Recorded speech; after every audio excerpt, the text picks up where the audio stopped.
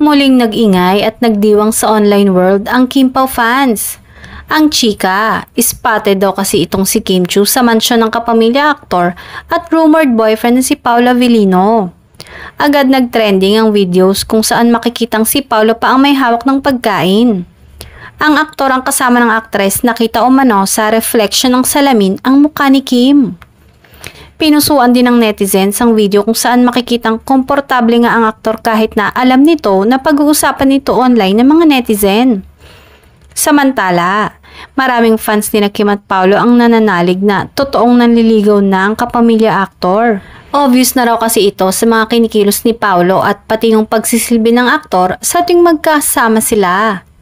Say ng netizen, Paolo, kung naliligaw ka man sa reyna namin ay huwag mo nang lubayan dahil ang daming nakapila dyan at naghahanap lang ng tiyempo.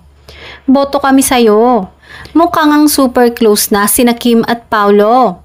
Gaya ng sinabi ng isang netizen, sana ay hayaan na lang muna natin sila na namnamin ang magandang samahan nila.